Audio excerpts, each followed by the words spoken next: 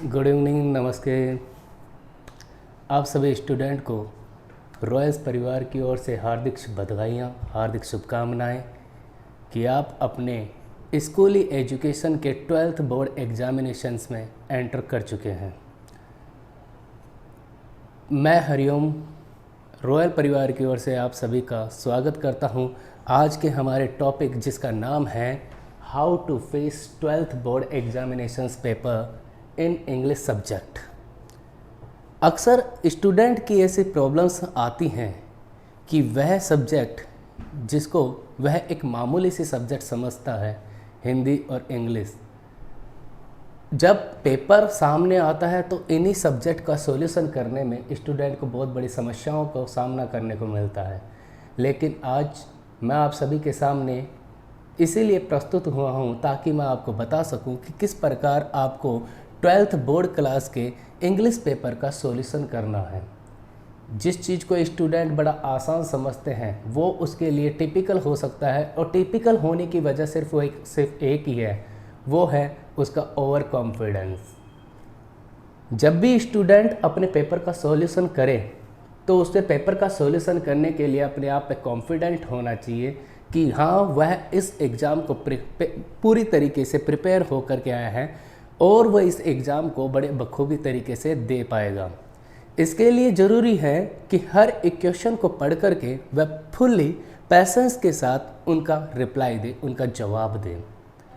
आज मैं आपसे डिस्कशन करने जाऊंगा कि हमारे बोर्ड के अंदर 12th क्लास का जो बोर्ड पैटर्न रहेगा, जो हमारे क्वेश्चन पेपर्स के अंदर जो क्वेश्चन रहेंगे, उन क्वेश्चन का किस तरीके से, किस सेक्शन का किस प्रकार से, कितने टाइम में कैसे कैसे सॉल्यूशन किया जा सकता है और अपने समय को बचाया जा सकता है, इसके बारे में आज मैं आपके सामने चर्चाएं करने जा रहा हूं।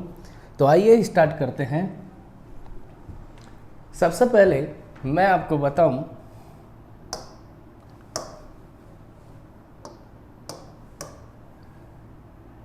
तो 12th क्लास का जो इंग्लिश पेपर रहेगा, बोर्ड पेपर, उस बोर्ड पेपर की स्पेशलिटी क्या होगी?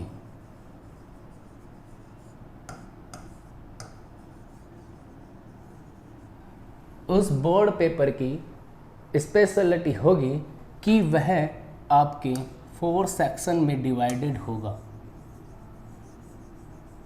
Section A, B, C and D, 4 section आपको दिए जाएंगे और इन 4 सेक्शन का सॉल्यूशन करने के लिए आपकी टाइम लिमिट जो होगी वो 3 आवर एंड 15 मिनट्स होगी। इतने समय में आपको पूरा पेपर सॉल्व करना होगा, 3 आवर्स एंड 15 मिनट्स।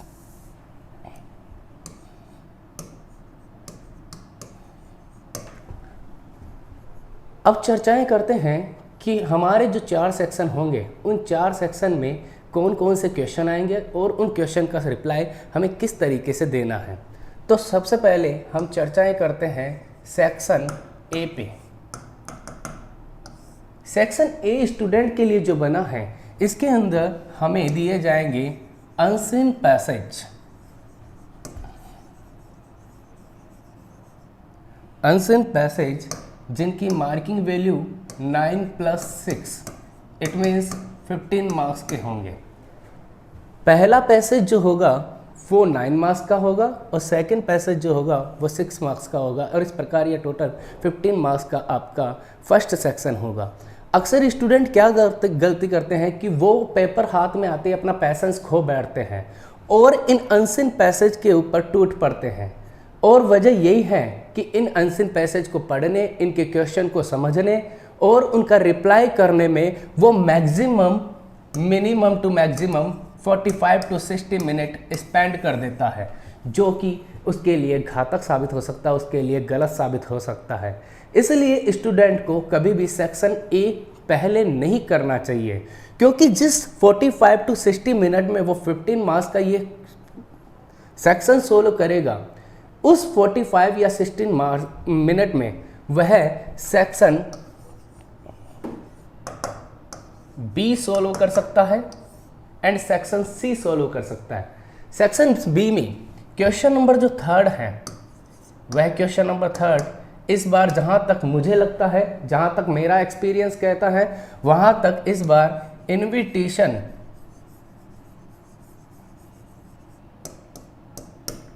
इनविटेशन और इसके अपोजिट में आने के चांसेस लगते हैं आर्ग्यूमेंट के, जिसकी मार्किंग वैल्यू होगी 4 मार्क्स का ये क्वेश्चन आने के चांसेस लगते हैं। इनविटेशन पे मैं सबसे ज़्यादा फोकस करूँगा, क्योंकि इनविटेशंस इस बार मुझे मेरे एक्सपीरियंस के अनुसार बेहतरीन नज़र आता है कि इनविटेशन को इस बार एग्ज़ाम में जगह दी जाएगी। ये पिछले 2 सालों से इनविटेशन को एग्जामिनेशंस में कोई जगह नहीं दी जा रही है, लेकिन इस बार चांसेस लगता है कि शायद इसको स्थान दिया जाएगा। आपके 4 नंबर का ये क्वेश्चन रखा जाएगा। क्वेश्चन नंबर 4 जो होगा वह होगा आपका रिपोर्ट राइटिंग, और इसके अपोजिट में डाला जाएगा ट्रांसलेशन इनटू हिंदी।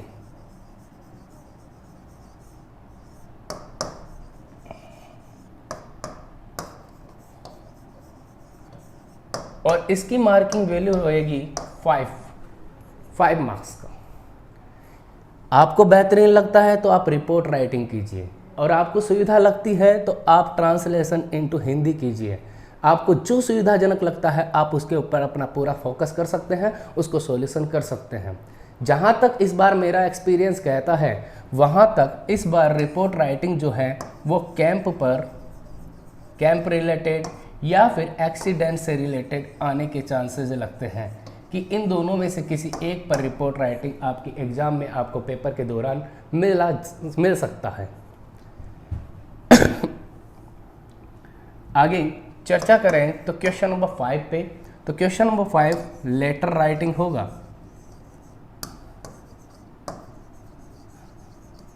जहां आपको 4 टाइप ऑफ लेटर आपके सिलेबस में डाले गए हैं, लेकिन उन 4 टाइप ऑफ लेटर्स में से भी यहाँ पर 2 प्रकार के लेटर्स आपके एग्जाम में आएंगे, जिनमें से आपको एक करना होगा। और ये लेटर राइटिंग जो आपका होगा वो 6 मार्क का होगा। और इस बार जिसका सबसे ज़्यादा वेटेज है वो है बिजनेस लेटर का, कि बिजनेस लेटर एग्ज़ाम में इस बार अपना स्थान कायम कर सकता है, अपना स्थान बना सकता है। बिजनेस लेटर को एग्ज़ाम में दिया जा सकता है। तो स्टूडेंट आप अच्छी तरीके से अपने बिजनेस लेटर को पूरी तरीके से प्रिपेयर करें, और इसके अंदर किसी भी प्रकार की आपको समस्याएं ना आए, ऐसी मैं उम्मीद करता हूं, ऐसी मैं आशाएं करता हूं। हम ये सेक्शन बी जो है, question number 3, question number 5 and question number 5, इन तीनों क्वेश्चन का सॉल्यूशन करने में अधिक से अधिक समय यदि देखें तो ओनली 30 मिनट लगा सकते हैं। 30 मिनट के दौरान हम इस पूरे पोर्शन को सॉल्यूशन कर सकते हैं। इसलिए मैं यही सजेशन दूंगा कि आप सेक्शन ए की बजाय सेक्शन बी को सबसे ज़्यादा चांस दें, अर्थात सेक्शन बी को सबसे पहले करने की कोशिश करें। बात करें सेक्शन सी पे, तो सेक्शन सी में आपका ग्रामेटिकल पोर्शन रहेगा, और इस ग्रामेटिकल पोर्शन में आपको क्वेश्चन नंबर 6 प्रीपोजिशन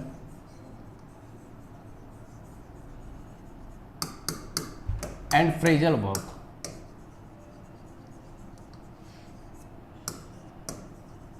इन दोनों का कॉम्बिनेशन दिया जाएगा, और यह कॉम्बिनेशन आपका 4 मार्क्स का रहेगा, जहां पर आपको ब्लैंक्स टाइप क्वेश्चन मिलेंगे। ऑप्शन दिए जाएंगे 2 या 3, और उन दोनों या तीनों ऑप्शन में से आपको किसी एक ऑप्शन को सिलेक्ट करना होगा, और इसका जवाब बड़े पैसेंस के साथ दे तो यह आपके लिए फ़ायदेमंद रहेगा। क्योंकि अक्सर स्टूडेंट गलती यही करता है कि वो सेंटेंस का मीन बना करके, उसका अर्थ से अर्थ जोड़ करके एक गलत प्रीपोजिशन या एक गलत फ्रेजल वर्ब का उपयोग कर देता है, और अपने मार्क्स कटवाने की संभावनाओं को बढ़ा लेता है। इसलिए बड़े पैसेंस के साथ, सोच और समझ के साथ आप इसका आंसर दें, ज़्यादा बेहतर रहेगा। क्वेश्चन नंबर 7 जो हमारा बोर्ड एग्जाम में हमें मिलने वाला है, वो क्वेश्चन नंबर 7 रहेगा क्लॉज रिलेटेड। क्लॉज में हमें जो दिए जाते हैं वो दिए जाते हैं रिलेटिव प्रोनाउन, और इसकी मार्किंग वैल्यू रहती है 2। यानी कि 2 सेंटेंस आपको ऐसे दिए जाएंगे जिनको आपको कंबाइन करना होगा। रिलेटिव प्रोनाउन दिए जाएंगे जिनमें who, which, when, where, whose, whom, इस प्रकार के और भी बहुत सारे हो सकते हैं।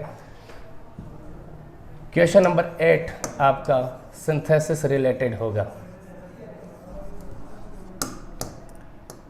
और इसकी मार्किंग वैल्यू भी 2 रहेगी, जहां पर आपको एग्जामिनर साफ साफ क्लियर भाषा में पूछा जाएगा कि आप इस सिंपल सेंटेंस बनाएं या कंपाउंड सेंटेंस बनाएं।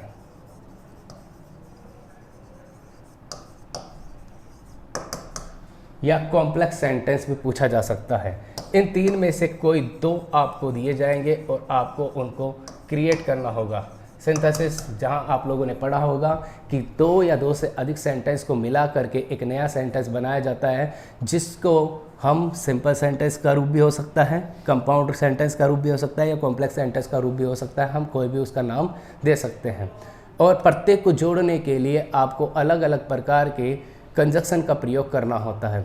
इस सेक्शन सी का टोटल मार्किंग वैल्यू जो होती है वो होती है 8 और इन 8 मार्क्स के क्वेश्चन का सॉल्यूशन करने में आप अधिक से अधिक 10 मिनट का समय लगा सकते हैं और इस प्रकार 40 मिनट के अंदर section B and section C को आप क्लियरली सॉल्व कर सकते हैं। जहां आप 45 मिनट में ओनली 15 मार्क्स के क्वेश्चन सॉल्व करते हैं और वहां पर 15 मार्क्स में से भी 10 मार्क्स अचीव करने की चांसेस भी नहीं रहते हैं, वहां पर आप सेक्शन बी और सेक्शन सी को पहले करें। यहाँ क्वेश्चन राइट होने के चांसेस अधिक होते हैं और दूसरा मार्क्स भी मिलने की संभावनाएँ ज़्यादा होती है। आखिर में हम लोग डिस्कशन करेंगे हमारे सेक्शन डी पे। ये सेक्शन डी जो है ये टोटल हमारा बुक से रिलेटेड होगा, जहां पर आपको फ्लेमिंगो, पोयम एंड विस्टास, इन तीनों का कॉम्बिनेशन मिलेगा। तो फ्लेमिंगो से आपके एक तो आएगा सीन पैराग्राफ और इस सीन पैराग्राफ का मार्किंग वैल्यू जो है वो रहेगा 6 मार्क्स का। ठीक है, शॉर्ट टाइप क्वेश्चन होंगे, शॉर्ट टाइप क्वेश्चन 2 होंगे, उसकी मार्किंग वैल्यू 2 रहेगी, टोटल 4 मार्क्स के ये होंगे और एक आपका आएगा लॉन्ग टाइप क्वेश्चन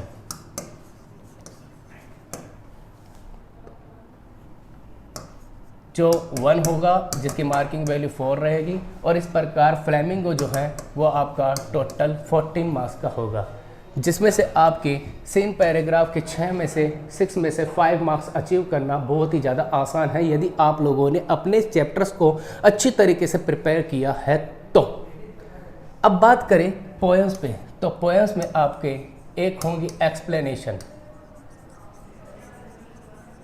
ये एक्सप्लेनेशन आपके 6 मार्क्स की होगी। शॉर्ट टाइप क्वेश्चन जो 2 होंगे वो भी 2 मार्क्स के, 4 मार्क्स के ये होंगे और एक होगा आपका लॉन्ग टाइप क्वेश्चन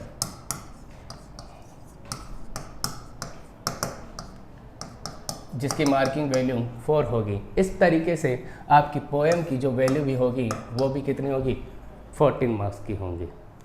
और लास्ट में चर्चाएं करें विस्टास पे, तो विस्टास से भी आपका लॉन्ग टाइप क्वेश्चन होगा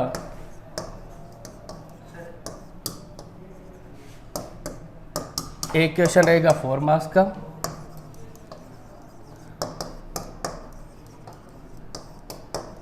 शॉर्ट टाइप क्वेश्चन 2 होंगे वो भी होंगे 4 मार्क्स के और आपके होंगे MCQ मल्टीपल चॉइस क्वेश्चन 6 होंगे, प्रत्येक 1 मार्क का होगा, 6 मार्क्स के होंगे और इस तरीके से 14 मार्क्स के आपके ये होंगे। इट मीन्स 42 मार्क्स की आपका बुक का सिलेबस रहेगा जिसको आप अपनी स्वेच्छा से सॉल्व कर सकते हैं।